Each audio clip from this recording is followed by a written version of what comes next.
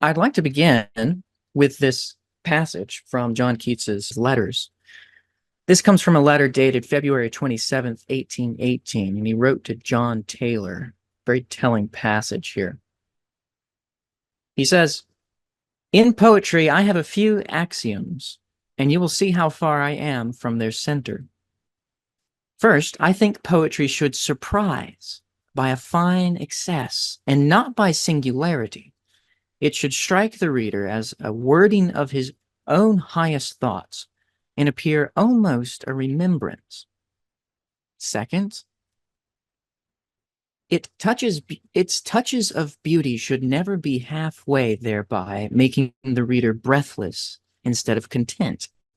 The rise, the progress, the setting of imagery should, like the sun, come naturally to him, shine over him, and set soberly, although in magnificence, leaving him in the luxury of twilight. But it is easier to think what poetry should be than to write it. And this leads me on to another axiom, that if poetry comes not as naturally as leaves to a tree, it had better not come at all." Remarkable passage, often quoted and relevant for us today. Keats was a poet of remarkable ability. Like a tree growing leaves himself, he could produce in one sitting entire poems that were nearly perfect, requiring very little editing work. One of his friends recalls how he wrote the ode to a nightingale, just sitting in a chair in the garden, wrote the poem down on scraps of paper, and then hid the scraps in his books. And then the friend came back and took the scraps and assembled them together. I mean, he kind of carelessly had this attitude of nonchalance toward some of his greatest poems, which is perplexing. And that was it. That was the poem written in that one sitting in the garden. But this letter is one of the most revealing of his own principles for writing poetry. They contain the three famous axioms, or axiomata. That the first one, that poetry should surprise by fine excess. That poetry should be illuminated by beautiful imagery. Beauty should never be halfway, but it should content. It should satisfy, and that it should arise spontaneously, naturally. It happens, as the word occurs twice. Spontaneously, almost effortlessly, according to this inner, living, organic principle within. Poetry should come as naturally as leaves. Now, all three of these axioms are interesting, connected to this idea of fine excess that we'll be exploring in this lecture today. The first is that it's opposed to singularity. A good poem, it seems, should not be a vase of flowers, but a garden overgrown. It should strike the reader as words of his own highest thought. It should be a mirror that reveals what is inside to some extent. And a good poem should never be halfway by its imagery, never half-baked. Instead, and notice the vocabulary of excess, of profusion here. It should satisfy in its profusion. And the metaphor of the sun for this second principle is very interesting. The sun, the imagery, like the sun, should roll in its mighty progress across the imagination of the reader and should leave him or her in the, quote, luxury of twilight. There's another profuse word, of surplus, luxury. An interesting choice of metaphor for the state of completing a poem as a reader. You finally read it. It should bring you to the twilight. And twilight, of course, is in this state of liminality, neither day nor night, a time in which the conclusion of day is suspended, a time when the incremental progress of the night is so imperceptible that the end of the day and the beginning of night is not really discernible in a moment. You've experienced a twilight from day to night. You never know when the night actually happens. But notice the metaphor of the final axiom. Poetry should come as a profusion like leaves to a tree. It's interesting, he doesn't say fruit, for example, like the fruit of a tree or blossoms of a tree, which come according to a certain season, limited to a certain time. But no, he goes for the metaphor of plenitude of leaves, practically an incalculable feature of a tree. You can't really count the leaves. This I find is interesting. But what does Keats mean when he says that poetry should surprise by a fine excess? And this question is what this lecture aims at answering by looking carefully at some of the instances in the fine excess of his odes that I and the patrons here have been reading for the past month. So welcome everyone to our Midsummer lecture on John Keats. For the past 3 weeks, the student members on Patreon and I have been reading aloud, reading slowly, reading closely, and discussing the odes of John Keats. The odes are the pinnacle of his poetic achievement and the most enduring of his art. And today I'm opening up this free lecture and discussion to help us celebrate this poet of fine excess. It's been about 6 months since I started teaching on Patreon, and the support here has really enabled me to continue to make the study of literature accessible to readers outside the university.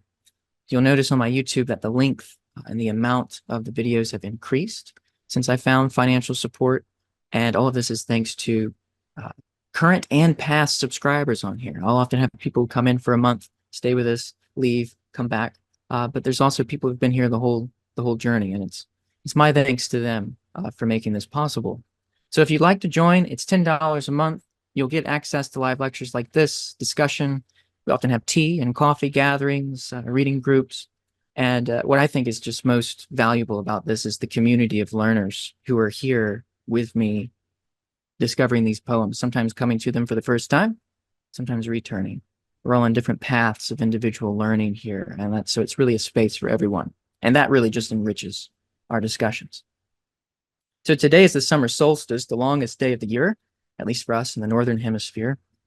In Europe, this day was traditionally celebrated as the middle of summer, commemorating with festivals the excess and surplus of green growing things, a time when vegetation is profuse and alive in the air of summer, and a time when gratitude swelled for the overflowing richness of natural life.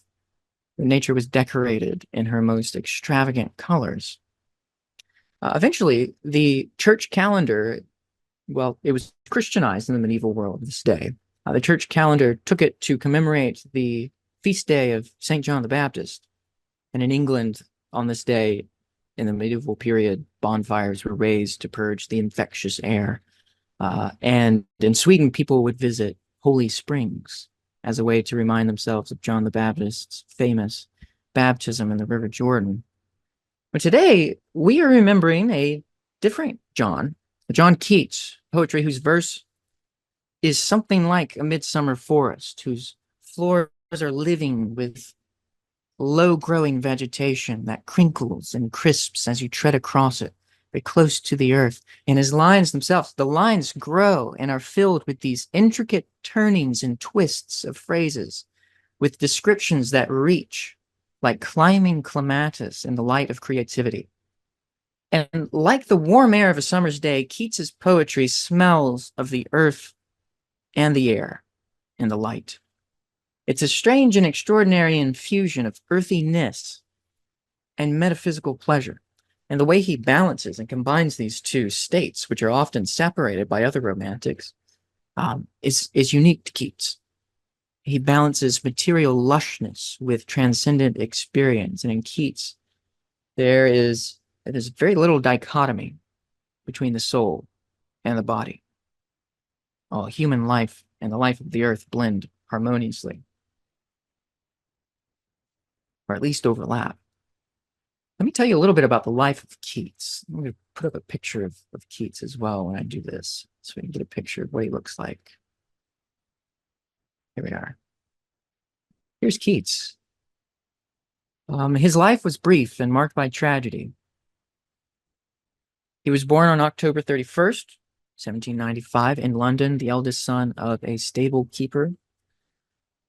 His father died when he was just 8. His mother succumbed to tuberculosis when Keats was 14.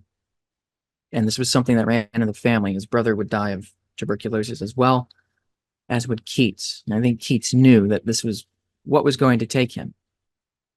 Despite these hardships, Keats was introduced to literature at Enfield Academy, where he was educated, and he formed a friendship with a student named Charles Cowden Clarke.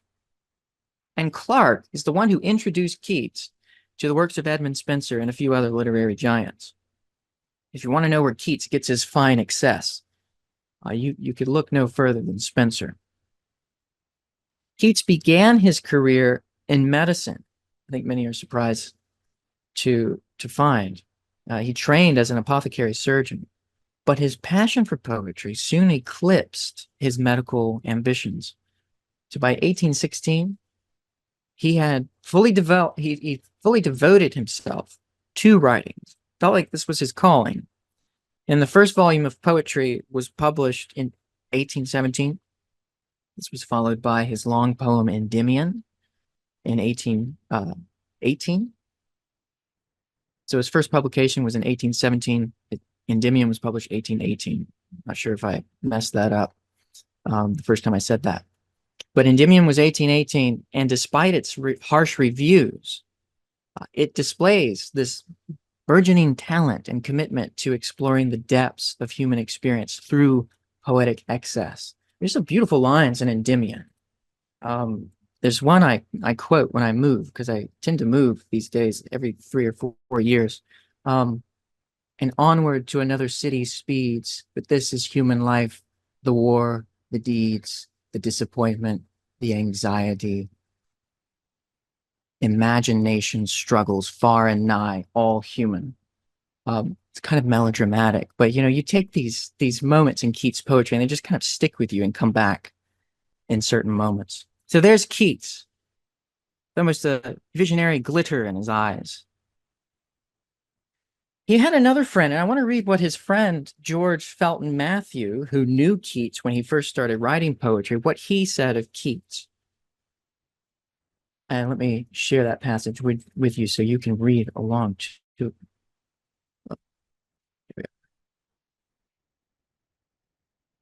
George Felton Matthew says, I always considered him a young man of promise, like a tree covered with a profusion of blossom. He was rather below middle stature, but made up of fair proportions with regular and good features, which we can see from the painting we saw, and a complexion rather light, but not florid.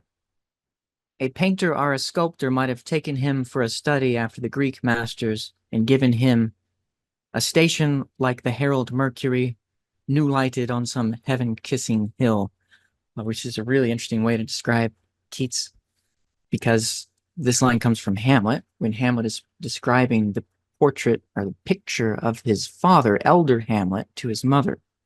It's the way Hamlet describes the ghost of elder Hamlet, or rather, what his father was in real life, but known only to the audience as the spectral presence that begins the play. That's strange. So I'll just leave that there. That's where that quotation comes from. Felton continues, his eye was more critical than tender, and so was his mind. He admired more the external decorations than felt the deep emotions of the muse. He delighted in leading you through mazes of elaborate description, but was less conscious of the sublime and the pathetic. Pathetic means moving emotionally. He used to spend many evenings in reading to me, but I never observed the tears in his eyes, nor the broken voice, which are indications of extreme sensibility. These indeed were not the parts of poetry which he took pleasure in pointing out. Nevertheless, he was of a kind and affectionate disposition, and thought his feelings might not be so painful to himself, and though, excuse me for that, I think I copied this incorrect, for though his feelings might not be so painful to himself, they would perhaps be more useful to others. Even here, you'll notice, I find it also shocking that Keats wasn't very sentimental, but upon further reflection, kind of that makes sense to me because a lot of his poetry isn't sentimental. But here you'll notice that what was most conspicuous about him to this fellow was his relish for fine excess. Matthew observes that, and he also uses the same metaphor that Keats did. So I'd like to turn to the Odes, to get a sense of this fine excess. We've talked about it abstractly. Now let's bring it down to earth and say, okay, where can we actually see this in the poetry, and what does it mean? The period from 1819 to the period from 1818 to 1819 was extremely productive for Keats. It was during this year that he composed his famous Odes, a series of poems which are now considered some of the finest works of English literature. The Odes were written in a single burst of creative energy, just over a couple months. These poems, the Ode to Psyche, the Ode to Melancholy, Ode on a Grecian Urn, Ode on Indolence, are characterized by this rich imagery, emotional intensity, and his own exploration of themes of beauty and the transience of beauty. All of these odes were written in the spring of 1819, somewhere between April, May, and June. This is the first series of poems which Keats says that he took any pains in, which is remarkable to me. These are also the series of poems that immortalized him as a poet. Keats, I think, would have been very surprised to learn that his odes are considered his best by us. He almost was careless with them. And to us in this age, they are, I think, the most precious of his works. Now, for those of you who don't know, odes are a rather broad form. Comes from the Greeks, anacreon, or pindar, rather, after which we get the Pindaric ode. They tend to be made up of strophes. By the time you get to the late 18th century, odes are being written in loose forms, departing from the classical structures in interesting ways. But they all have this in common. All odes celebrate something, or they praise some person or thing. And that's what Keats is doing. So his first ode at least the first ode that we studied here in the reading group, and the first ode that he composed was the Ode to Psyche. This celebrates Psyche, the goddess of the soul. She was symbolic of the soul. And she was rather late to come to the pantheon of gods. And Keats knew that she was, for this reason, neglected in classical mythology, in classical piety. There aren't very many shrines to Psyche. So Keats in his ode imagines himself as a devoted worshiper of Psyche, building a sanctuary for her in his mind. And that's where the poem leads us to. But we're just going to focus on two stanzas here. The poem is a blend of lush imagery and piety, even capturing this fine excess in his own sense of devotion. Let me bring up the poem for us. The first two stanzas describe a vision or an encounter. O goddess, hear these tuneless numbers, rung by sweet enforcement and remembrance dear, and pardon that thy secret should be sung even into thine own soft conchid ear. Surely I dreamt today, or did I see the winged Psyche with awakened eyes? I wandered in a forest thoughtlessly, and on the sudden, fainting with surprise, saw two fair creatures couched side by side in deepest grass, beneath the whispering roof of leaves and trembled blossoms, where there ran a brooklet scarce espied. So he opens with this resolve to sing. Compelled by sweet enforcement and remembrance dear. And you'll remember that the fine excess is meant to call out of remembrance something that was within. It seems like whatever this vision was he had of this pair espied in the deepest grass has provoked him into this utterance. And I say him, meaning the voice of the poem. I don't mean to suggest that Keats actually saw Psyche in Eros here. Poets are compelled by something within, this sweet enforcement, something akin to the organic principle that impels leaves and blossoms into life. What is he remembering? An encounter has occasioned this poem, which we learn here, a vision. It tells how he wandered in a forest thoughtlessly, almost in a reverie, one thinks, perhaps, and he finds a pair embraced in silent seclusion, concealed. I love these prepositional phrases, which is really bringing us into this hermetic seclusion in the deepest grass, beneath the leaves, beside a brook. Notice the richness of these descriptions, even of Psyche and her soft, conchid ear. Now, there's a debate among Floridians as to how to pronounce this, conchid or conchid. I've heard it both ways. I think in terms of sound architecture, I say conch because it chimes with couched down here, but I could also see it being consistent if Keats pronounced it conchid. Perhaps it would chime more with Psyche, but I think it's conchid. I tried to do some research to see what the pronunciation in England of this word was. The late 18th century, couldn't find anything. Musical prepositional phrases here. Beneath the roof, where there ran a brooklet, scarce espied. So that's the scene.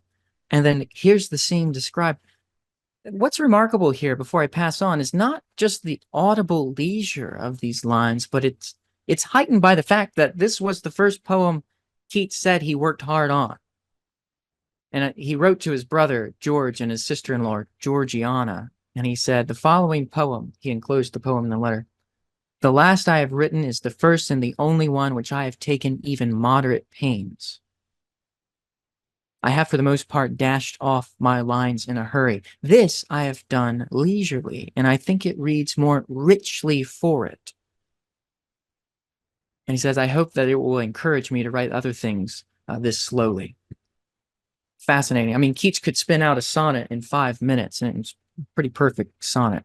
He and Leigh Hunt would compete under a time constraint to compose. And I think To the Grasshopper is one of those poems. It's a perfect sonnet composed in a very short amount of time. This he took more time with. But now for the vision of what was espied.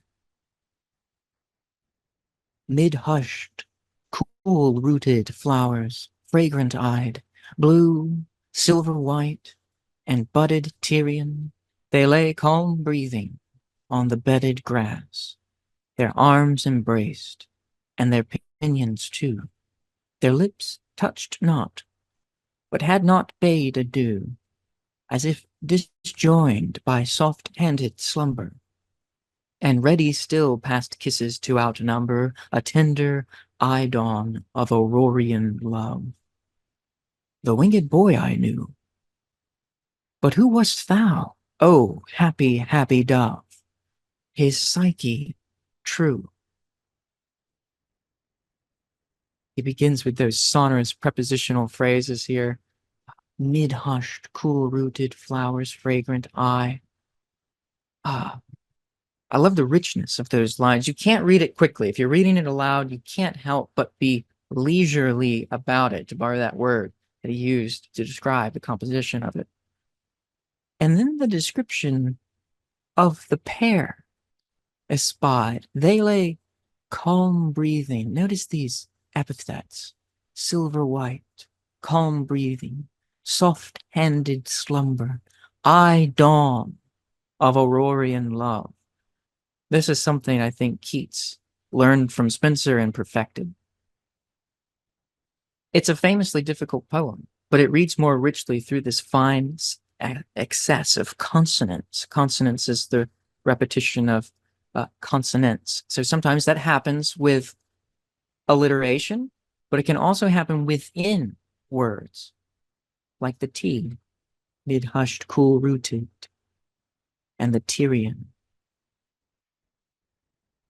So you see how the sounds are slowing us down, the interplay of short vowels, long vowels, and these lush consonants. And of course, who he sees here, this is Cupid, the god of sexual love, romantic love, and Psyche, who is the goddess of the soul.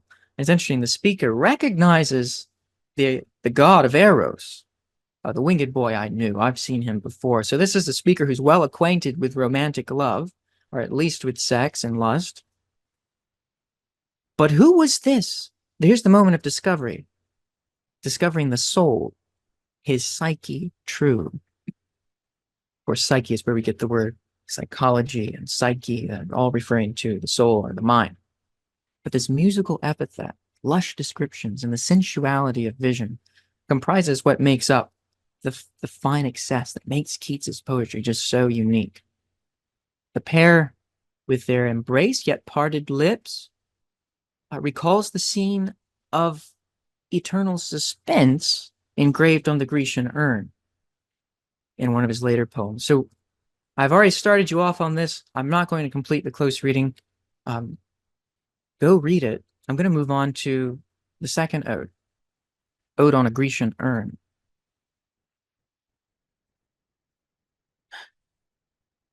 This is probably his greatest ode.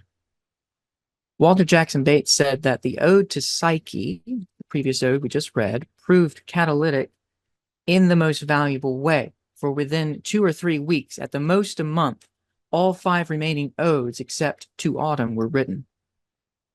So it's like he found something when he was writing the Ode to Psyche. Perhaps the most famous of his odes, Ode on a Grecian Urn, meditates on the timeless beauty of art in the face of transience of human life.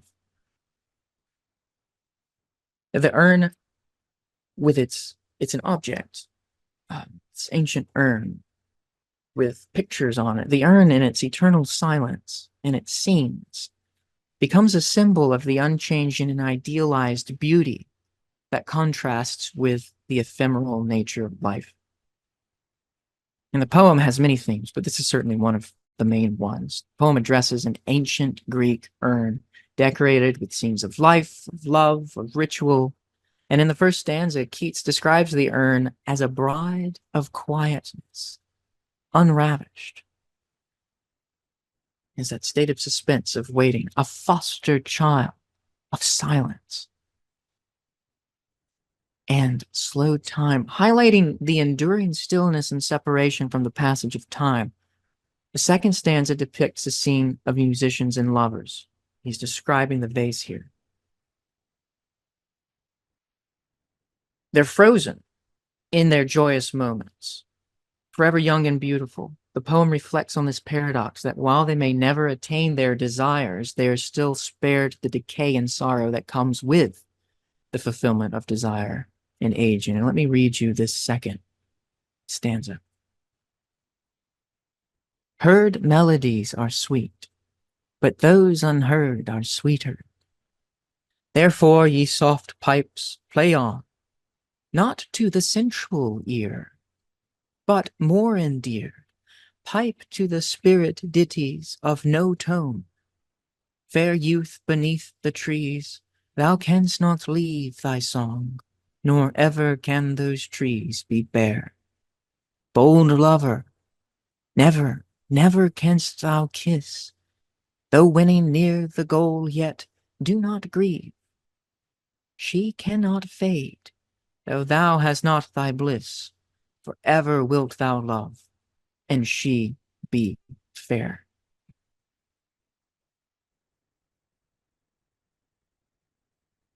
It's this static containment of the scenes of love, the songs upon the face of the urn. We have one person playing on a pipe or an instrument, but it's this moment of captured bliss, unchanged by time or change. Nature in her growing motions that inspire this poetic utterance, music, romantic love, is paradoxically revealed in the fine excess of unheard melodies. It is the unheard which is sweeter. And the phrase sensual ear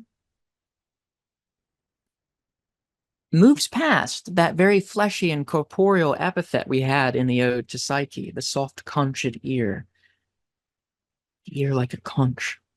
Conjures up a fleshy image. This is different. This is the non-sensual ear towards something more essential to spirit and source of musical utterances, as though he's going to the soul. I think it is connected with Psyche in this way, that he's underlined the dress of the material stasis and exuberance, the world that he operates in. He's looking into the eternal world of beauty from which all things come. All beauty comes. He wants to get to the source, and I think he sees it in this urn.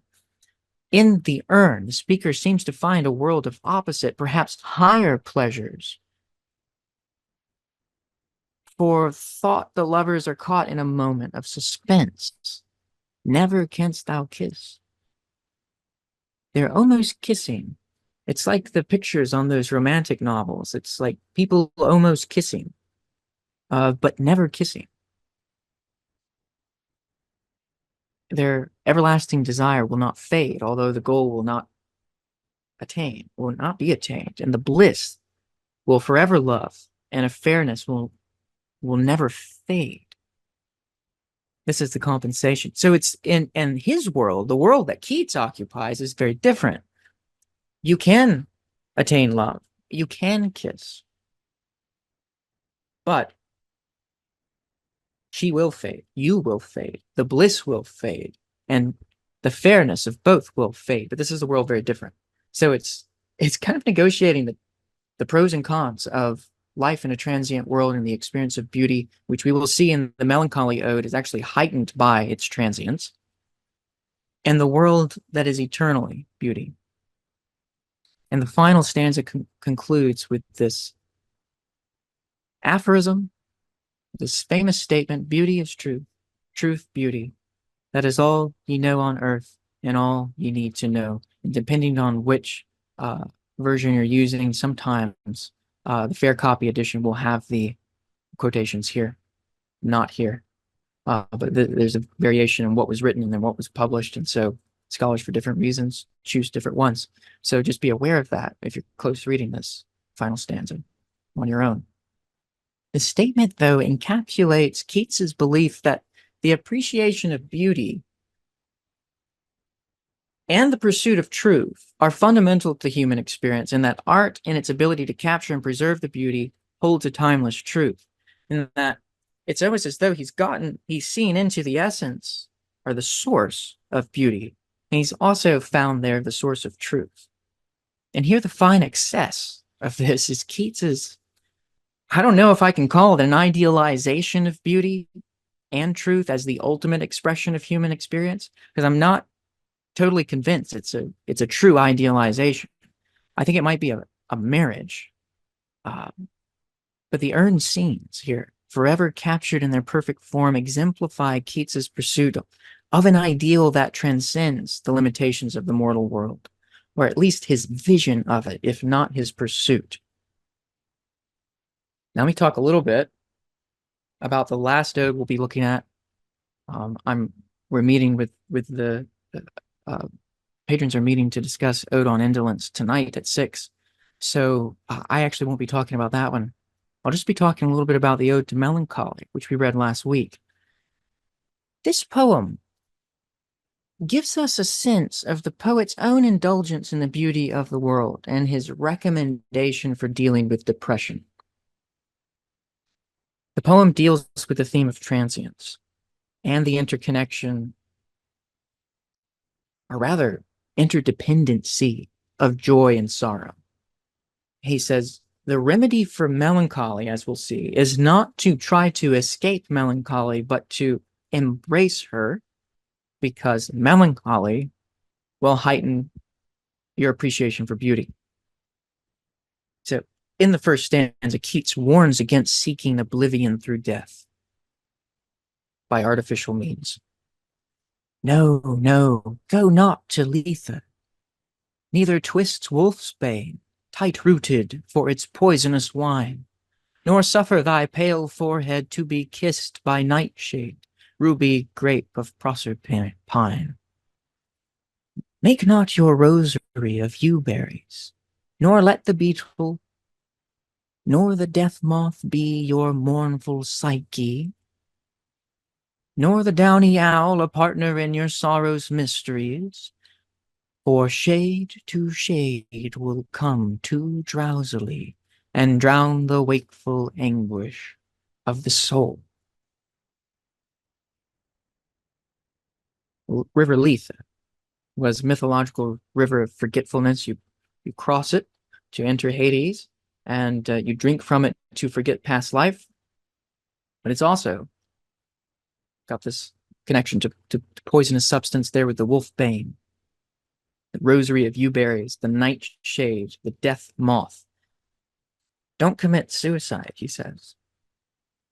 Instead, he suggests, the speaker says that one should face melancholy head on. And the second stanza brings us to this. Describes how to deal with moments of melancholy. Keats, or rather the speaker, encourages finding solace in the beauty of nature and transient experiences such as the globed peonies, as we'll see, the morning rose, the rainbow of the salt wave, these little things. By appreciating the fleeting beauty, he will tell us, of the natural world, one can find a deeper understanding in the acceptance of melancholy. So don't do that, do this. But when the melancholy fit shall fall sudden from heaven like a weeping cloud, that fosters the droop-headed flowers all, and hides the green hill in an April shroud, then glut thy sorrow on a morning rose, or on the rainbow of the salt sand wave, or on the wealth of globed peonies. Or if thy mistress some rich anger shows, imprison her soft hand, and let her rave, and feed deep, deep upon her peerless eyes. Now, the last three lines to me are very obscure, and we'll get to that. Let me just back up. Notice the sensual excess of these lines. We've got the epithet droop-headed flowers again. Some of his critics and reviewers complained in his previous poems that his poems were vulgar in their indulgence in this sensual delight of the natural world. They said it's too vulgar. That was the word they used. And I wonder what they would have thought of these odes had they been published shortly after they were written. Had they been published, I wonder what the reviews would have been. Because he ratchets up the very qualities that his critics decried. And that's something pretty remarkable. A few poets have been able to do that. Wordsworth did it, Keats did it. As a poet, you kind of have to invent your own logic by which your poems move. And the critics are always going to judge by the incorrect logic or the logic of the past. This is the genius of Romanticism, that it creates the taste by which it must be judged. And I think it's the first movement of poetry to ever do that, at least in the English tradition. These three lines, we ruminated on quite a bit in our discussion last week. Or if thy mistress some rich anger shows, imprison her soft hand, and let her rave, and feed deep, deep upon her peerless eyes. It's kind of grotesque. This seems violent, to glut your sorrows on a morning rose. Saying if you're sad, go out there and just meditate, consume the rose, or the rainbow on a salt sand wave, or the globed peonies. Or if your mistress is angry with you, imprison her. This also seems violent. And feed deep upon her peerless eyes. We talked a little bit about Luke, I believe, mentioned this has multiple layers, one of which is reflection. A pier glass is a mirror. So strange things going on here. He writes in a letter, he says, when a couple disputes publicly in the road, public disputes are to be hated, but it makes a beautiful spectacle. Don't know if that should inform that in any way, but I thought the connection interesting. Let's move to the final stanza here. The poem is shifting. She dwells with beauty, beauty that must die, and joy, whose hand is ever at his lips bidding adieu, an aching pleasure nigh, turning to poison while the bee-mouth sips. I, in the very temple of delight, veiled melancholy has her sovereign shrine, though seen of none save him whose strenuous tongue can burst joy's grape against his palate fine. His soul shall taste the sadness of her might, and be among her cloudy trophies hung. Somehow we are to feel that that is consolation, and yet the poem achieves it in some way.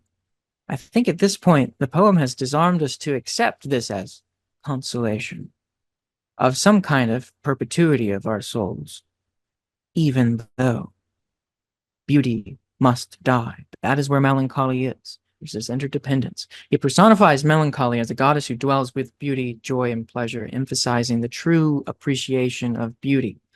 True appreciation of beauty is one that is cognizant of beauty's impermanence. It's like they both go hand in hand. The lines, she dwells with beauty, beauty that must die, highlight this interdependence. So in this third stanza, the Keats's concept of fine excess, we see some connections here to even Psyche, bidding adieu, saw the lips that did not part adieu, an ode to Psyche there. Interesting connection. There's also the grape and the wine. Keats was very sensual. He actually, in order to enjoy his wine more, his cool red wine, he would coat his throat with cayenne pepper and before he drank, so he would feel its coolness. And he was very much interested in experience, I guess you could say, experience of material world. So melancholy is not to be shunned, he says, but embraced as a higher state of aesthetic awareness. And this idea is central to, I think, his whole aesthetic sensibility, his whole theory of beauty.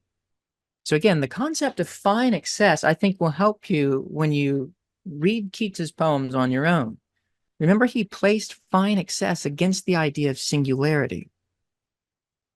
And he said it should surprise, poetry should surprise by excess, not singularity. So that's somewhat explains the ambiguities of these poems, which have perplexed scholars and readers for years, and the layers of meaning there. That's part of it.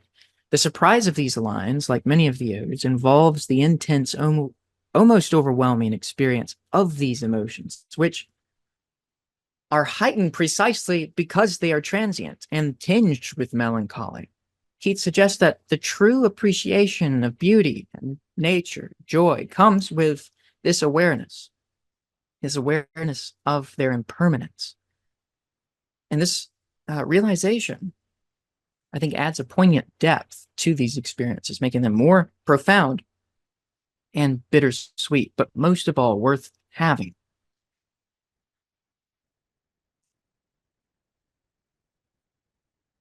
All right. That's all I'm going to say on the Ode on Melancholy.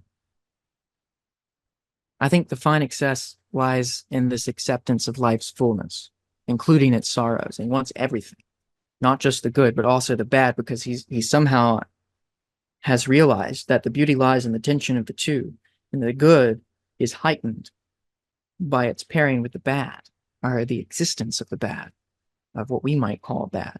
But Keats somehow redeems through this aesthetic theory of fine excess. And Keats celebrates the richness of human experience, recognizing that certain states of enjoyment and awareness are inseparable. Now, stopping there, so far, these are the poems that we've been exploring in our reading group, and you can see we've done a number of them in the document here. I just want to go up to see. This is from our latest reading. You see, we really have gone in and carefully read these poems and wrestled with meaning, and even have gotten a little bit more comfortable with the ambiguities, or at least I have, that are present here. So we've really had a good time. Oh, I'm not sharing, am I? Let me share this. Let me go back to the Ode to Melancholy. I think that's my favorite one. It just looks absolute chaos. Here it is. So yeah, we have been wrestling with these poems and untangling them, I guess you can say. So anyway, student members will meet tonight to discuss the Ode on Indolence. That'll be our last one until we move into Eliot's four quartets in July. So before we begin our questions and answers, let me conclude by saying that I think their enduring importance, Keats's Odes, lies in this ability to capture this fullness, fleeting moments with ephemerality of beauty and these eternal truths. I think Keats's work invites us to embrace the rich excess of our own experience. So this is kind of an application we can get from his poetry. And to find beauty in both the heights of joy and of melancholy. So in celebrating fine excess, Keats's Odes transcend their time, I think, speaking broadly to the human experience and continuing to inspire readers with their lush, evocative language and profound insights into nature, beauty, and truth. So we've barely scratched the surface, but I'm going to turn it over now to questions and answers for about 20 minutes, and then we'll conclude.